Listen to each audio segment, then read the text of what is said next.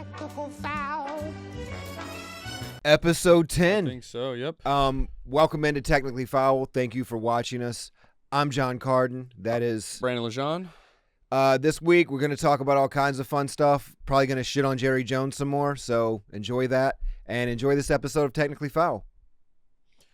All right, I wanted to start the episode by talking off. I didn't watch a lot of football yesterday. I was at the Eagles-Cowboys game, which was a blast. We'll get to that eventually. But I was looking at the Chiefs' schedule because they won yesterday again. They're 9-0 now. They won on a blocked field goal. It was like a 39-yard field goal. Boo! Yeah, I fucking hate the Chiefs. They're like not fun at all to root for. Dude, they're the cool guy in your class that doesn't have to try and gets a straight A on fucking everything. You know? Fucking the hottest girl. Fucking the hottest girl, doing the hottest shit. Homecoming king every year. Every fucking year. And they're different than the Patriots team. Because the Patriots team was led by like one sexy dude and then a whole bunch of fucking misfits. Right? A whole bunch of dudes that probably wouldn't play anywhere else. Like Wes Welker, Edelman, Amendola. You know what I mean? They weren't like superior names. Rob Gronkowski's a fucking, a savage. That you've got this fucking perennial perfect poster child leading this team. Then you've got like fat Mahomes and fucking sexy Kelsey.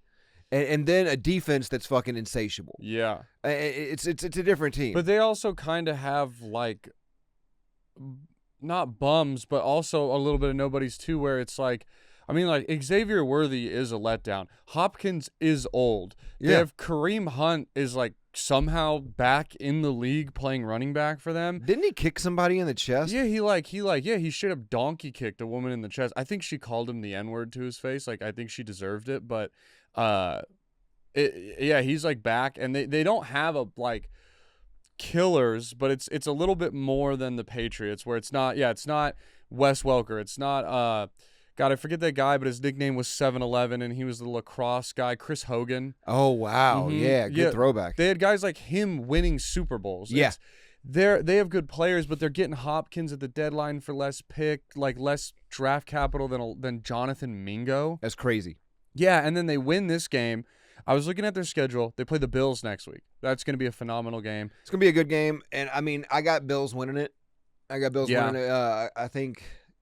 I would favor them at least 3.5. I think the Chiefs will be the favorites. I think it'll depend on if the Bills receivers play. Do they have Keon Coleman? Do they have Amari Cooper? Yeah. Because not having them definitely limits their offense. Cook and Kincaid, Shakir is not going to win against the Chiefs defense. No. That defense is too good. No, they're elite. And so that's the thing. This is a good game. If the Chiefs pull this off, they move to 10-0, and then they play the Panthers. No offense to your team, but that's a win, which they are. Hey, they are looking good. Hey, dude, we got back-to-backs, bro. 2 straight wins. We got back-to-backs, bro. We won in Germany. Yes. Okay? How American is it to win in fucking Germany, dude? It is. Did you see the German interviewers trying to interview Xavier Legette about eating food and stuff? Dude, they handed him the sausages. Yeah. I like this. I like that one. It did one good. They one good. Yeah. It did one taste so good. Shit, man. I saw a funny tweet that was like, imagine like working your whole professional career like as a German you're a German sports announcer. You're transitioning into this new NFL field. You take the time to learn English. You've probably spent 10 plus years learning the phonics. You gotta talk to Xavier Legette. That guy, you have to talk to him, dude. I don't know what he's saying, and I've only ever spoke English. There's no way these poor German announcers, they're like, what is he saying right now? What? They have to watch Forrest Gump and mute everybody else but Bubba Gump. Yeah. They had to prepare. Like, they had to just look up. God, I felt bad for them trying to understand him, but, we sent a shitty game out there. It ended up being a decent game, 20-17. I was surprised they won. But, like, Chiefs probably going to beat the Panthers. Chiefs are going to beat the Raiders. Obviously, look, I know the Raiders-Chiefs thing, it's always a toss-up. The Raiders do seem to beat them. Max Crosby hates Pat Mahomes. Yeah. Hates him. They did play earlier in the season, and I think it was competitive, right? It was. I accidentally went too far back. It was 27-20. Okay. So it was competitive. They were close. The Broncos, the thing is, the Broncos should have won that game yesterday. Yeah, Bo Nix threw no interceptions. The Chiefs should not be undefeated right now. No. It is absolutely insane that they're undefeated. I think that's what's so crazy about this team is like It's like that. Do you remember the COVID Steelers? Mm-hmm. When they were like 11-0. Yeah, but everyone was like, sure. Old man Big Ben was leading them, and that's the thing about this team that's interesting. They are the of undefeated teams after like 8-0 or whatever, because obviously you could take like a 2-0 team, but any like 8-0 or higher undefeated team, they have the lowest point differential of any team ever. 7 of their 9 wins have been 1-score games. Yeah. So I also start to think of, remember Kirk Cousins on the Vikings when he was like 6-0 in 1-score games? Yep. And they started off like, I don't know, like 8-2, and it was like, oh my God, they're legit. And then like the last 6 games of the season were all 1-score games, and they went 0-6 and missed playoffs, I think, or were like a wild card. I don't see them doing that because, again, like Panthers, Raiders, Chargers is a test. I just still they're probably better than them though still. Then the Browns, who like whatever, they'll give them a fight. They're the Browns. They play the Texans, who lost to Jared Goff throwing 5 interceptions. That's fucking insane that they won. And then they play the best game is probably the Steelers then. On December 25th on Christmas, 12 p.m. Christmas game. It's the middle slate of the game. Will be great. Chiefs Steelers is going to be fucking phenomenal.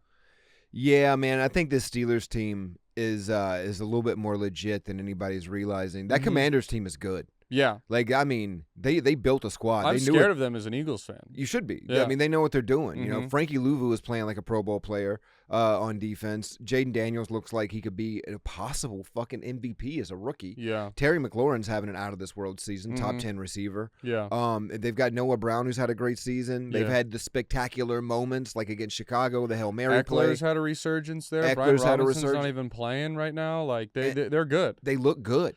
I mean... And having the Steelers beat them was a big win. I think that the Chiefs' truest big test are the Bills and the Steelers, but if they win that, there's a very good chance that they finish the season undefeated, or maybe the only thing I can see is the last game of the season is the Broncos, and they might just rest starters. But I don't know. I feel like I know Andy Reid a little bit. I think he's going to go for that perfect season if he can get it. I don't think you pass that up. I don't think you pass up the perfect season. No, because if the Chiefs win, if they finish out with like even like 2 or 3 losses on the season, Andy Reid's going to finish the season under 30 wins away from catching Bill Belichick. And if they win the Super Bowl, they'll be the first ever NFL team to have a three-peat in Super Bowl history back to back to back. Yeah. Maybe the best dynasty ever, unfortunately. And if they go undefeated, it is the greatest dynasty, I think. Oh, yeah, because that's the one thing they have over the Steelers. Is like maybe not as like a franchise as a whole because the Patriots had double dynasties. Yeah. But if you take whatever you pick first or second is the best Patriots dynasty, I don't know if it holds up to a back-to-back-to-back 3-time champion, undefeated season. I mean, they beat I don't think it comes close. I think everybody on that team is goated at that point. I think you could just say Kelsey's the greatest tight end, Mahomes is the greatest quarterback. Yeah. I mean, I would put him if they three-peat, he's up there with Brady whether he wins anymore or not. Oh, yeah, it doesn't matter. He'll already have, 3 Super Bowls? 4? 3 or 4. Yeah, and then he's now – and he'll have beat different teams, too. It's not just him playing one team, and he has their number. I mean, he beat the Eagles. Yeah. Who did they beat last year again? They played – the Bills, when they beat the Bills in the AFC Championship, that was a crazy game. Then the Ravens, and, they've had some big wins. They've had some huge wins. And that team, the thing is historically – the Chiefs turn it on right around this time. Yeah. This is when they actually start playing. It's November, December. Normally they have like 5 losses right now, and they're only a game ahead of one of those AFC West teams. And then next thing you know, they're fucking, they're 12-4. Yeah. Or 12-5. They just win out after that point. You're Absolutely. Oh, yeah, they're really good. But this time. It's crazy what they can do. So the potential is there for them to still fucking turn it on now as an undefeated team. Yeah. And then, sled their way ahead. Because, they're going to get Pacheco back eventually. I don't think Rashee Rice is coming back this season, but Xavier Worthy is going to continue to develop. He'll figure it out. He's going to continue to develop. He's a rookie. Yeah. You know what I mean? He's getting injured. This kid played at UT last year. So I think that ultimately this team is scary just because they haven't played their best football yet. Yeah. And they're still undefeated. Yeah. And I think everybody should just kind of everybody should have a target on their back. Nobody should want the Chiefs to go undefeated. No. The entire NFL was mad at the Broncos yesterday. Like, how do you let them block a kick on the last second? On a 39-yarder, too. Like, back up. Yeah. Back up fucking. You kick it as high as you want. It's a 39-yard It's a 39-yarder. You should have the leg for 60+ if you're in the NFL. Like, at this point, everybody should. Mm-hmm. Yeah. I don't know, man. I don't know who's going to beat the Chiefs. Like I said, I think if they beat the Bills, I don't know if they lose again, because I think rolling into the Steelers at 15-0 is just maybe too much momentum. And Russell Wilson might like turn back into like himself at some point. I don't know, man. Yeah. I'm telling you, I'm watching Russ with Pittsburgh, and he's comfortable. Mike Tomlin. And don't forget, when he was in Denver, he was still a top 10 quarterback. Mm-hmm. His stats were great in Denver. It was the team that was kind of garbage. Yeah. He didn't have shit for receivers. He had Judy and Sutton, mm-hmm. And like compare Judy and Sutton to what Pickens and fucking, Wallace can do for you, and Najee Harris and, that offensive line. Mm-hmm. And not only that, the linebacking core for Pittsburgh is far beyond what Denver had. The D line's better. The secondary's better. So like he's on a much better team. Yeah. It's a lot reminiscent. It's very reminiscent of the Seattle team when they had the Legion of Boom, where Russell Wilson didn't have to go out and show out he just had to win games. Yeah. I guess I just haven't like sat down and watched Russ enough. Like I need him to play a primetime game here soon so I can like sit down and be like, whoa, look at Russ go. You know what I mean? Because I haven't, and I'm so stuck in the mindset of how, I guess like you said, he wasn't bad, but just how bad that experience was in Denver. Not that it affected me in any way, but I think I watched it so closely because in that time there was such a real possibility that the Eagles were trading Hurts for Wilson or Deshaun Watson. I remember that. Which, I mean, thank God we didn't trade him for Deshaun Watson. I mean, honestly, thank God we didn't trade him for anyway. He's played great. Yeah, he's great. Yeah, I can't imagine. I went to the Cowboys game, though, yesterday. I went to Jerry World for the first time. How was your fan experience? Dude, I hate Jerry Jones. What a fucking stadium, bro. I know. That place was like going to Disneyland. It's crazy. For adults. Bro, they don't check your ticket at the stadium door. They check it like a mile out, and then you enter this like Epcot style. There was just like a DJ and a huge dance floor and like 3 bars and then a full-length football field that people were just playing games on in the middle. Dudes were doing snowflakes on the Dallas logo in the center of the field. There was then another 8 bars set up that you can just drink all outside of the stadium, but you're technically within the stadium walls. You walk in. I've been to 9 NFL stadiums now. Okay. 9 NFL stadiums. I was trying to think if I'd been to an impartial game, but they were all at Qualcomm when I saw multiple. So I've been to 10 NFL stadiums now. Nothing compares to that. I mean, obviously, the link is amazing as an Eagles fan. Yeah. But architecture, bro, you walk in and it feels like I'm on the Death Star. Yeah. It really does. You walk in and you're like, oh my God, bro. And then, I hate to say it, this is the greatest thing I ever heard. I'm sitting there and I look up and I go oh, I think they have a retractable roof. That's cool. It was a nice day. I go hey, roof's not open. They go, no. I'm like, is it a retractable roof? To one of the Cowboys fans, he goes, yeah. And I go, that's cool. When do you guys ever open? He goes, yeah. He goes, do you know why we have a retractable roof? And I was like, no, the weather's nice. And then he goes, tell him, son. And then his 5-year-old son leans forward and goes, it's so that on Sundays God can watch the Dallas Cowboys play football. And I was like, that's the coolest answer I've ever fucking heard. I hate the Cowboys, but that's awesome. That's like a known thing. Yeah, I didn't know that. And I was just I was 4 beers deep. I was just whoa. That's awesome. Whoa, little man, you just gave me some spiritual awakening, bro. Yeah, it was an impressive stadium. Now, because we do a little prep before this, we talk to each other about what we maybe want to talk about. You brought this on unprompted. The first thing I noticed was, what the fuck is up with these windows and the sunlight coming onto the field? It's worse than you think on TV. Here's the thing. The rise and fall of the sun and the trajectory of it hasn't changed ever in a billion years. Ever, dude. Okay? Yeah.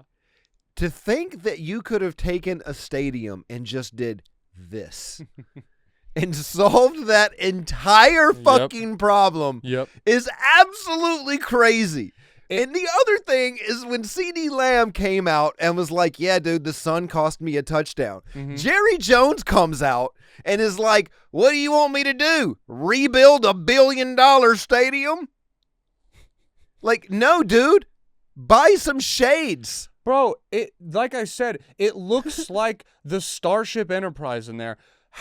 You can't get those windows that just tint black like all the rich people have in the high-rise around here. You can't get the curtains they have at like every comedy club and pull it closed. Dude, also, what a great weapon if you got the opposing team. Yeah. You know what I mean? To close it for your offense and open it for your defense. Yeah, leave it open for, like, make sure you take the kick, listen to the kick, have an electric thing that closes or opens them, or just fucking close it. Just close it. Because it's not like it's annoying, but it's also not like some super secret weapon. It's just inconvenient. It happened yesterday.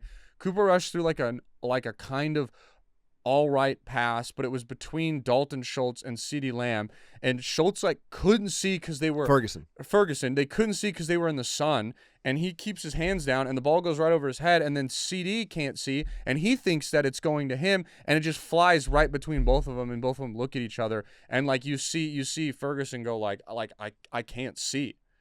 And it's like, yeah, get curtains up. It's costing your team's touchdown. It's costing your team's game. Also, I'm pretty sure if you're a fan on that end, you also now can't see the game. Yeah. So you spent hundreds, maybe thousands of dollars to sit down low and have an end zone view, and you can't see the game on the other side of the 20-yard line because they decided to have a 3:15 kickoff. Do you know who was rejoicing watching that? The owner of Oakley. Oh, yeah. Yeah. You know he had to be happy. Get some visors in there. It was really crazy to see the light firsthand. Because it wasn't just like a minor problem. It was like, oh, whoa, this is for real. And it was right after all this stuff. Like, I saw the thing where it was like, CeeDee Lamb offers to buy curtains for Cowboys Stadium. Like, they really need them. It's really dumb. Well, they're paying him enough money. He can afford it. And it is a giant window. It would be tough to cover, but like not at all, not impossible. And again, no, and it's not. It's only something you need for that situation where it's, you know, the 3:00 game. You're not going to have that problem. You know, if you're playing at noon, the sun's above head. That's not an issue. No. That's God watching your team play. Yes, exactly.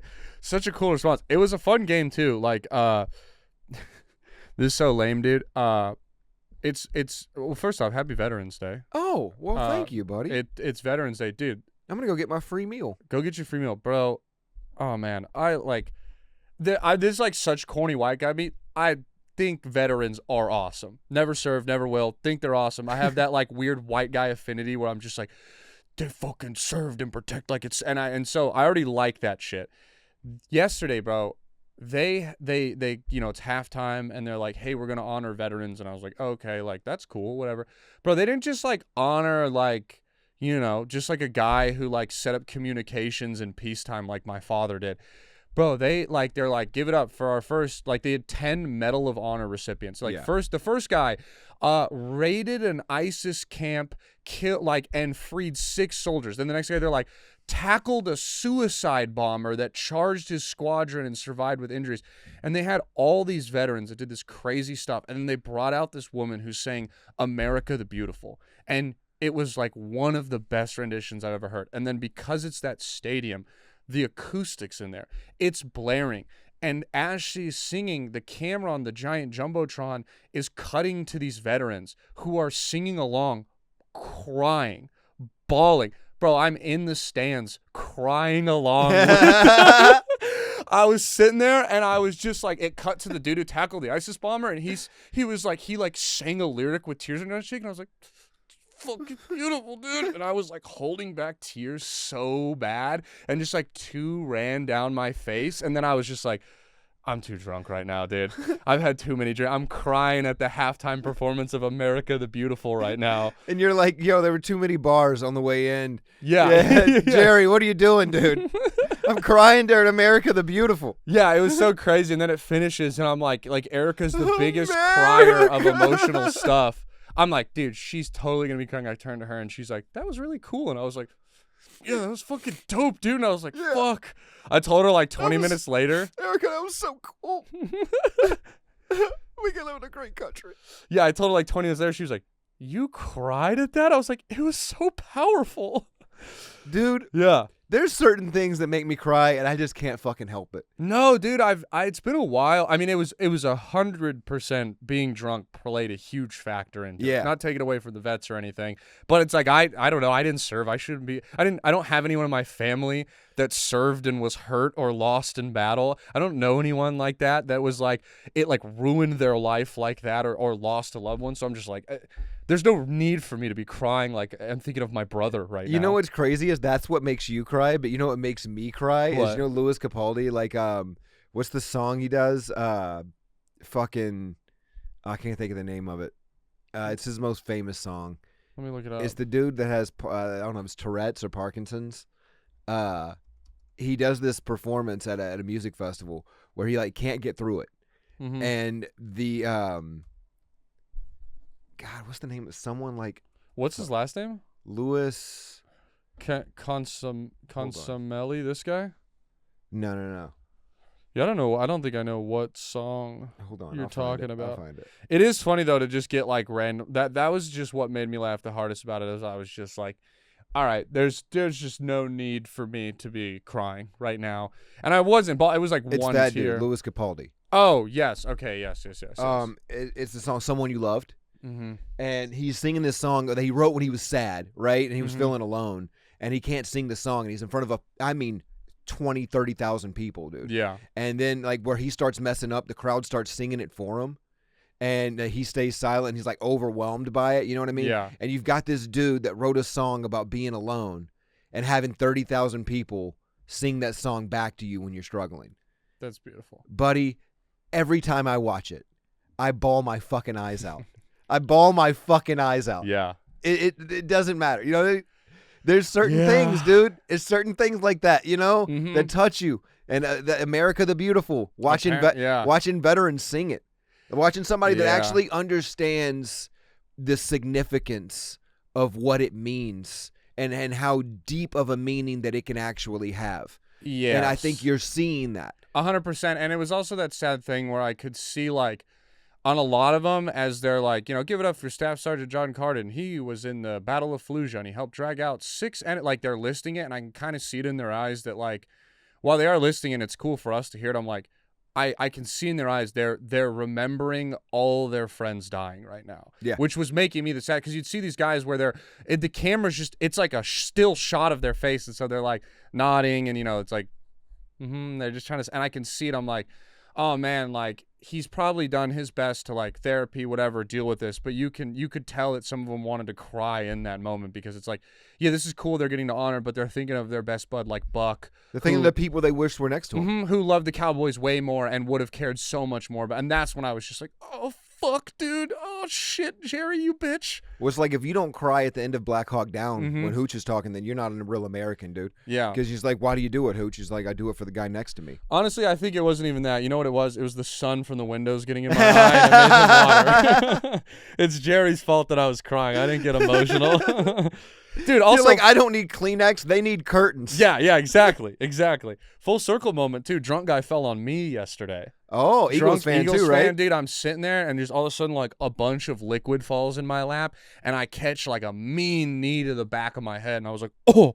And I turn around, and it's, like, a dude who is, like, doing, like, the cartoon, like, whoop, whoop, whoop, whoop. Like, he leans all the way over me, and I'm like, oh, fuck. And then he leans back, and the crowd's like, oh, and then he kind of gains about. He's like, I am so sorry. And I looked at him. I was like, brother, you picked the right guy to fall on. And you're safe with me, buddy. Yeah, I'm a safe space. He was so drunk. He sat behind me, immediately passes out.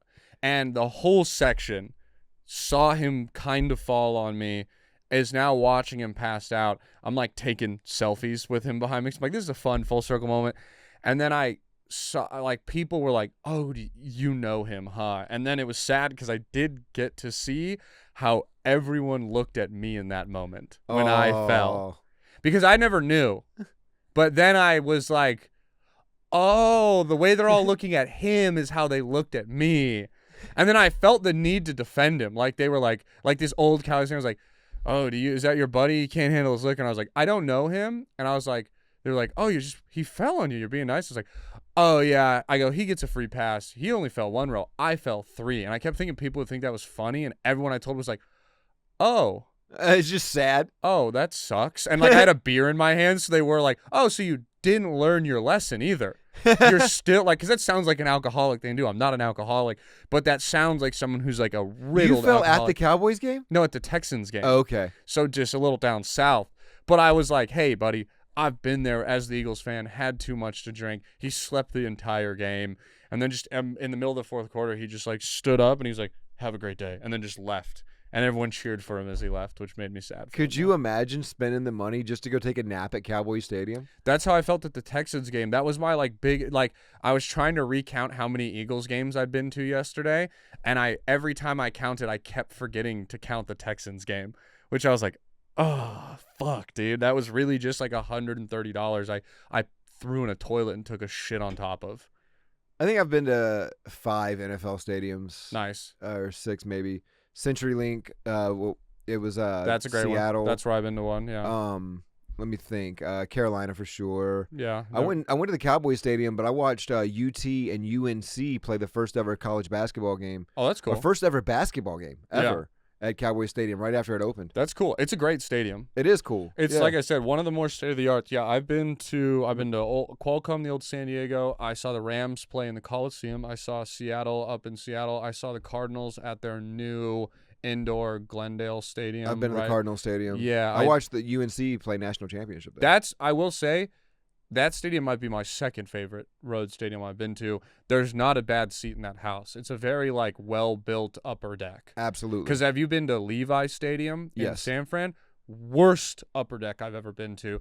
That stadium. It's so windy. It's so windy, and the way they built it so narrow and not like outward like it's supposed to be, that I was like not like nosebleeds but upper deck, like, you know, like 4th or 5th row, and I was like, bro, I'm getting vertigo from being in these seats. Like, they're so high up. They're not for the fans. So that, like, because I'm always going to be sitting in that upper deck. That's where I'm going to be at. So I try to judge it off there. That was, like, the worst. The Eagles Stadium was fantastic. That's obviously going to be, like, my biased fave. But I saw the MetLife, too. Just old.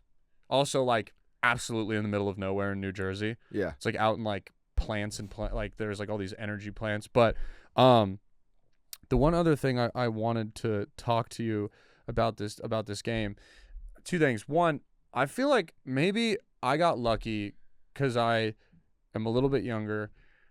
I feel like always growing up, even recently, I hear everyone talk about how expensive stadium beers are.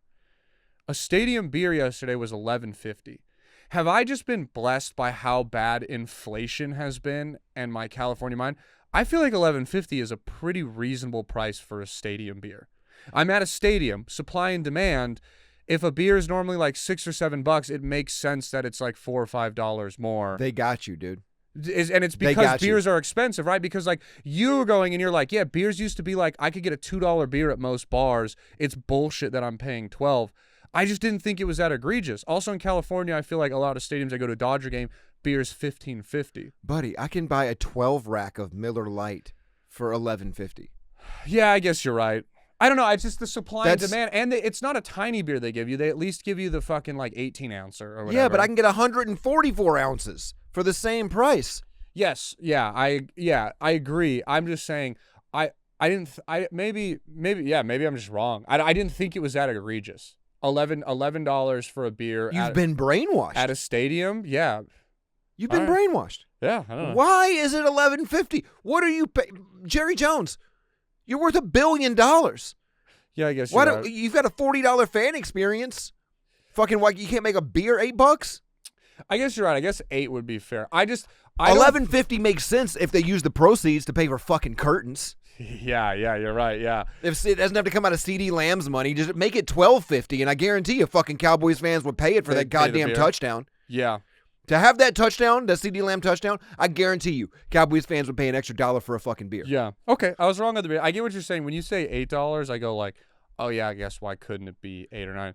I don't know. I just felt like everyone acts like a beer costs a first mortgage for a child at a game. And while it is expensive, I don't know, if I go to a beer downtown and want an 18-ounce beer, it's going to be like $8 or $9. You know what I mean? Like, so if I'm going to a stadium, paying $11.50 doesn't feel like an insane upcharge for me. Of course, you had a dive bar, or of course, if you're buying it bulk, it's so much cheaper. But I had that thought yesterday where I was like buying beers, and I was like, oh, this wasn't as like crippling as I thought. I get if I drank 10 beers in there, yeah, it's $100. But also like, hey, just don't drink 10 beers at a game, asshole. Yeah, also learn how to smuggle shit in. Yeah, that's how I fell on my face. I brought a whole fifth of whiskey and drank it in 1 quarter and fell. There you go. Yeah, so you can make it work. What I used to do is I would take a food saver and I would make like 3 like seals on it, and then I would fill it full of whiskey, and then I would seal it so I had like pocket pouches. That's smart. Yeah, so Does I would go just off for metal detectors. Absolutely, and I would just really put smart. like 3 or 4 of them in my 4 or 5 in my 10 in my pocket. Yeah, and then you just rip it and grip it. I like that, and you get a shot. That's smart. Yeah. I like bringing shots. I'd be down to bring shots in too. That one time with the whiskey was just bad foresight. And I don't even drink anymore. And I've still got methods. Yeah, I mean, that's the funny thing too. I'm not like huge. I drink like 4 times a month, and I go big on those like once a week occasions. Maybe I'm not like a super casual drinker, but I was like, even if it was like I was gonna be late to my seat if I wanted to stop and buy like a shot or 2 to sneak in, and I was just like, I'll just buy an extra beer. Like, I'm an adult. It's cool to sneak it in if you have time, but if you're running behind, it doesn't make sense. I was also sitting next to a family, and this is what I was wondering. Like, I felt bad for the kid, and I was like, I felt like this bad parent etiquette. I'm sitting next to this, like, Hispanic family, and I only bring up their race because, like, they had just, like, the typical Hispanic family makeup where it was, like, drunk, loud, obnoxious dad. I mean, He gets there, and he's, like, I don't know if he was like talking to his kid or kind of like out loud in the hopes that like people would just talk to him, but he would legit just kind of like a playtime be like, man, that's crazy. Y'all really think that was a holding call? And he'd kind of like look at you out of the corner of your eye. So you'd be like, no, yeah, there was a holding. And he'd be like, oh, for real? And he was just talking out loud. And then we had like the mom that shows up in sunglasses. They show up at the end of the first quarter. Someone's in their seats. She gets there. She goes, you're in our fucking seats. Get out. Like, not nice, not polite, super ratchet. They sit down. The first thing they go is they tap me on the shoulder. They go, you don't want those towels. Let us have them. Because they were giving out Cowboys towels. First off, I don't know you. I'm not giving you anything. I'll take that towel home and wipe my gooch with it. Damn straight. Before I just give it to someone. You mean my ass wiping towel? Yeah. And he goes, for real, you want that towel as an Eagles fan? I go, I got Cowboys fans back in Austin. I'm going to bring it for them. And then he just goes, wow, okay. And he goes, they're on the ground, though. And I'm like, because I had them under my seat. And I was just like, yeah. And he's like, you might want to pick those up. And I was just like, nah, I think they're right where they belong on the fucking ground. And then he was like, what? And then he leans to me and he goes, hey, babe, this guy says the towels belong on the fucking ground and he won't give them to us. And then she's like, you won't give us your towels? And I was just like, oh, I'm like now so not giving you my towels. We're at war now. Bro, they left their kids alone in the seats for 2 quarters. They left they got there like near the end of the first, left halfway through the second, and didn't come. It was me and their 8-year-old son till the midway through the 4th quarter.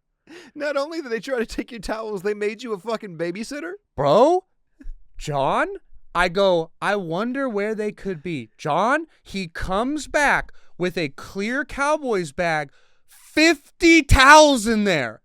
They went around scalping towel. It's a towel with a Dallas Cowboys star, and it says, like, brought to you by Washaroo. He left me with his child for 2 quarters, and then he got back, and he was just like, the kid was wearing a Zeke jersey. He's like, tell your boy Zeke to pick it up, and then Zeke fumbled. He's like, oh, your boy's a bum. I was like, are you getting mad at the kid? You dressed him in that jersey. Crazy, dude. They were like the most asshole Cowboy fans I've ever seen. It was when he came back with the bag of towels, I was just like, oh, you're crazy, dude. And they're the people that take the salt shakers from the Texas Roadhouse. They're the people that take all the sweet and low packets. They fucking everything everywhere they go. Oh, no, it's at the table. It's mine. Yeah. Yeah, I know that type. I was raised by that type. Yes, everything has to be free. And it just, dude, like, because it wasn't that they let, like, because there was the like 8-year-old son and then like a like typical 15-year-old daughter that was like, I don't want to be here. On her phone. I'm on my phone. Don't look at me. Don't talk to me. No, and they were just like. Did you talk to the 8-year-old? Yeah, like I knew you did, dude. You're such a good dude. I didn't know what to do. I knew it. I knew there was no way that you weren't gonna be like a big brother to this kid because you saw how shitty his parents were. Yeah, I felt bad. I just didn't know what to do. I was just you instantly joined the Big Brother program. Yeah, you were like, come here, Eduardo. Let's fucking talk, man. Well, because I was watching. Because also, like, when I said he was doing the talking out loud thing, like, it was like 50% out loud and then 100%, like 100%, 50% directed at his son, to where he was just like, if this was his kid, like, you know the meme of the dude like drunk talking in the girl's ear that they use? He was just like, no, what you do? He goes, Cooper Rush, he's got to just calm down and feel himself in the pocket. He can do this. Cooper Rush is good. Cooper Rush is the man. Like, and it was like, I don't know. He was just like a weird guy to be around, and I felt so bad that they were gone for so long. How many flat screen TVs do you think they've gone through? Oh, I can't. I mean, what? There's 17 games a season. Yeah. Like, he probably breaks one like 10 weeks out of the football season. Do you think his wife starts ordering one right around halftime? Oh, yeah. Well, also, I don't think his wife does anything except bitch and like clack her long fingernails at people. I think that's all she does. They were just like the most trash group, and it was funny to watch like our kind of like collective section be like, fuck these guys.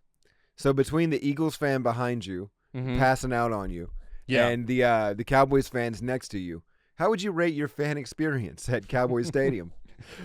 I mean, it was like, I got to give it like an 8 out of 10. I'll be honest, dude. Like, our seats were great. We got tickets for cheap.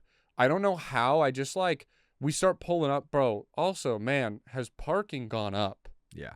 Like, we were hitting those, like, outskirts lots, you know, where you pay less, $40. Yeah. I was like, whoa. And then I just made, like, a wrong right turn, and then there was just an alleyway where there was, like, free parking. And then we had, like an 8-minute walk to the stadium, so I got free parking. I didn't get too fucked up. I was, like, able to fuck with Cowboy fans and, like, kind of talk shit, like, in a non-super aggressive, because that was the one thing where you don't want to get your ass whooped. No, totally not. But there was like one point where these like the Cowboy fans in front of me were just like, man, we need to put Trey Lance in, and they were just like, Cooper Rush sucks, and they were like, if we had Trey Lance in, we'd be beating y'all, and that made me mad. And then they put Trey Lance in, and he threw a pick. But also I was like, hey, are we gonna sit here and act like Trey Lance didn't throw 6 interceptions in a preseason game? Half of those interceptions are picked off by guys working at like Chuck E. Cheese, Enterprise Rent-A-Car, Ralph's, Kroger. Like, half these dudes aren't in the league, and you want Trey Lance to come in and be your starter? Zeke fumbling too was so great. Yeah. Just because after all the stuff of him getting in trouble, and I don't know, just how much they like him too. It was fun to watch their hero fail. I want to take this moment while we're talking about people failing to shout out to our good friend Joe Begley. Yes.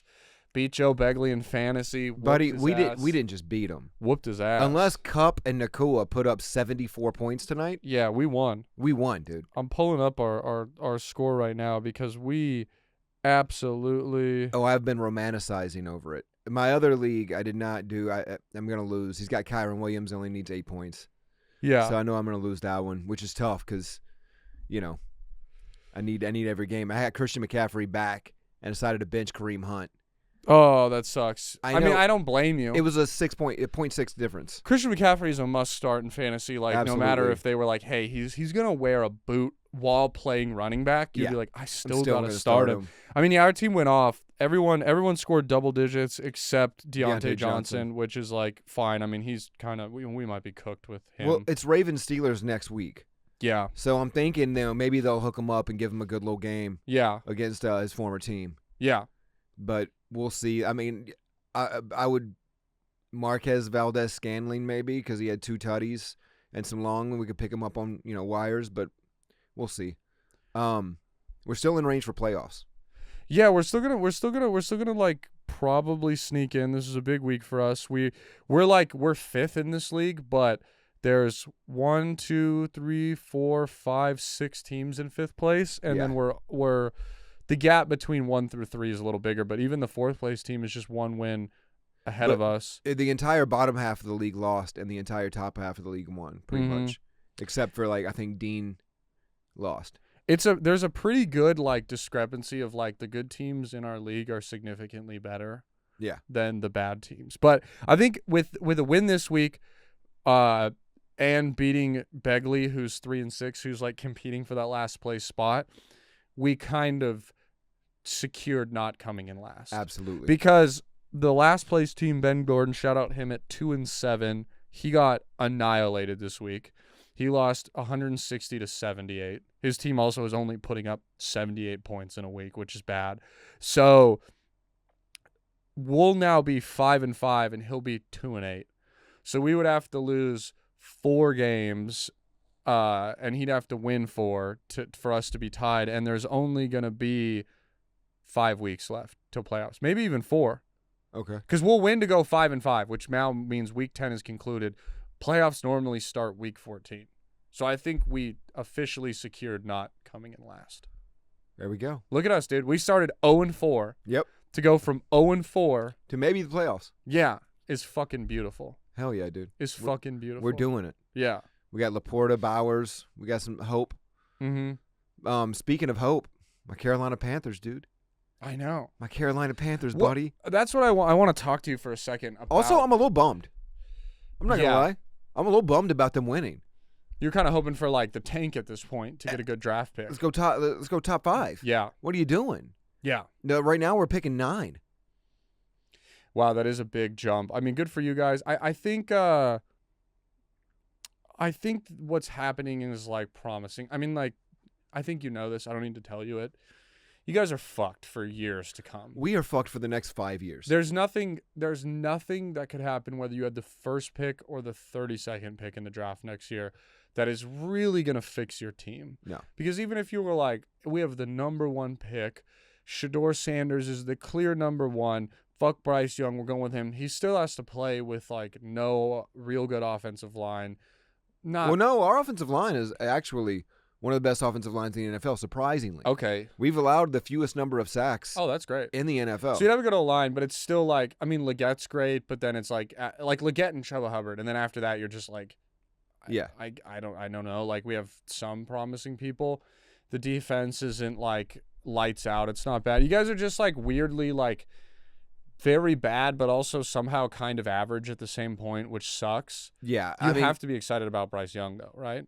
No. No? I'm more excited about the fact we got Chuba Hubbard signed to a contract for 4 years. Mm-hmm. The backfield looks good with Jonathan Brooks. We got Miles Sanders. We can get rid of him. Yeah, he'll be gone next year. Yeah, Miles Sanders will not return. I do like Jalen Coker. I think, maybe there's some promise there. I think the offensive line's shored up. I think once Derek Brown comes back, the defensive line will show a little bit more promise. I think we need to get better at safety. I think J.C. Horn needs somebody on the other side that can cover, a corner partner. And yeah, I think one quarterback. Mm-hmm. We need one just 65-70% good quarterback. We don't need 100%. We just need a great defense and somebody that can win games. Someone better than Andy Dalton. Absolutely. No disrespect. Andy Dalton is closer to what you're saying of a game manager who's maybe not going to lose you games, but the Andy Dalton, the person you're asking for is Andy Dalton 3 or 4 years ago. Justin Herbert. Yeah. You know what I mean? Be amazing there. I wouldn't hate Herbert. I wouldn't have hated Russell Wilson. Mm-hmm. If he would have came over. I mean, I hate to say it, Stroud would have been great for you guys. Yeah, but we know that. Everybody knows that Carolina made the biggest mistake in the history of fucking football. Of course, but he's the prime example of I don't think Stroud's amazing. I think his sophomore year his first freshman year was cool. When you looked at his stats, they weren't mind-blowing. He threw a very low amount of touchdowns. I think it was the fact that the Texans were winning. Yeah, but also that receiving core, I think, makes him look a little bit better than he is. Mm-hmm. Nico Collins, Tank Dell, Stephon Diggs, those guys are great receivers. Well, yeah, I mean, it's crazy that we saw him get Diggs, and then this year he took a step back. He did take a step back, I think it was that reality, too, where, I think everyone forgets, too, that, if you have a quarterback that's good and there's not film on him and the league doesn't fully know what offense said team is running with that guy, it does create problems. And then there is the reality of like, yeah, okay, the C.J. Stroud's offense and play style, a new coach with Staley who's not ever been a head coach before. It was a whole new slate in Texas for the league. But now you know his coaching style. You know CJ's playing style. You know what he's bad at. You know what Deuce is bad at. You know, there's ways to now combat it. Yeah. I mean, we might have saw it last night where they somehow had 5 interceptions and lost the Lions. The Lions are one of the greatest teams in the history of football just when it comes to camaraderie and fucking like just camaraderie, cohesiveness, edge, grit, leadership. Dan Campbell is probably my favorite coach of all time right now. And he's just, man, he's a leader of men. I would follow that dude into a burning fucking house with 70 ninjas inside it. Yeah. You know, I would follow Dan Campbell fucking anywhere. That dude is a leader. He is a dude. He's a fucking dude. Yeah. And I think it is infectious within that team. And he has created an entire fucking organization of just dudes. Of dudes that just want to go out, knock your fucking cap off, and go home with the W. And I mean, I love watching it. And you want to see that guy win. Yeah. You want to see Dan Campbell win because he means it. Yeah. He's fucking genuine. His heart's in it. His soul's in it. He eats, sleeps, pisses, and fucking shits football. He loves it. Yeah. And anytime you get anybody that invested in what they do, dude, how can you not be a fan? Yeah. Watch the Taylor Swift documentary and see how much work that woman puts into her music and tell me it doesn't fire you up a little bit.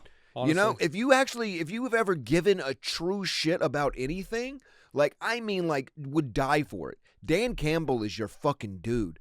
I mean, that's the guy that would make you cry when they sing America the Beautiful. Yeah. Bring out Dan Campbell. Facts. I'll shed some fucking tears. Yeah. And I'm not even a Lions fan. I'm a diehard Panthers fan. But I will pull for this Lions team on every goddamn game. Because I remember when the fans were wearing bags on their fucking heads in the stadium, when they were 0-16, and they were fucking going through horrible quarterbacks, horrible organization, and then you got a guy that can fucking lead. And now they're winning. And it's great. Yeah. And that's what you want to see. That was beautiful, dude. End rant. Yeah, I like that. I think it's a good point to end the podcast on right around that moment anyway. Dan Campbell, great fucking coach.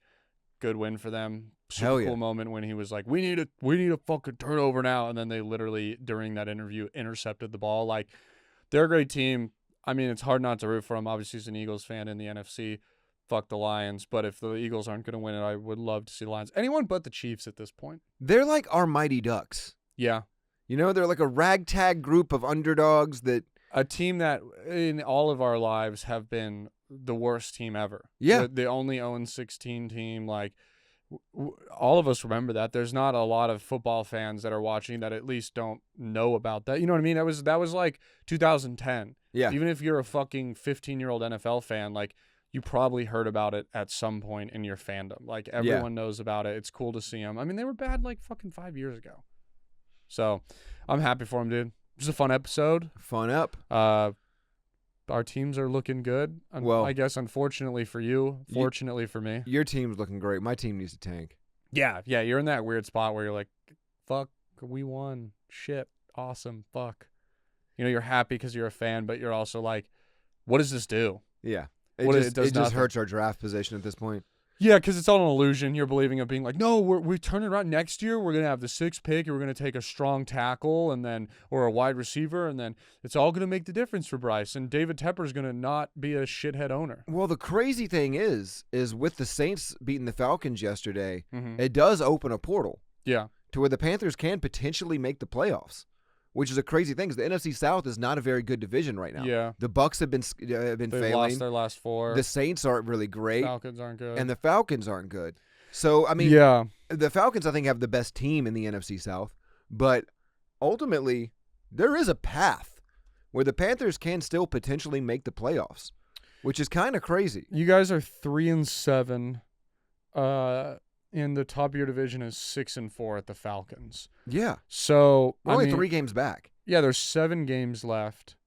So you'd have to win. We have to win out. Which the crazy thing though, I don't see us doing it. Here's the crazy thing: if you have 7 games left, you could win 5 of the next 2 and finish 8-9, and then the Falcons could only win 2 more games and finish 8-9. Yeah.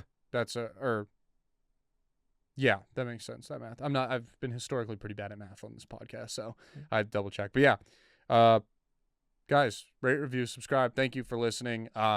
Keep having pods out. Sorry we missed a week. We were just traveling and shit. It's going to happen, but we're backlogging some episodes for the holidays here. If you have any requests or anything you want to see, let us know. Other than that, thank you again for listening. Appreciate you. This has been Technically Foul.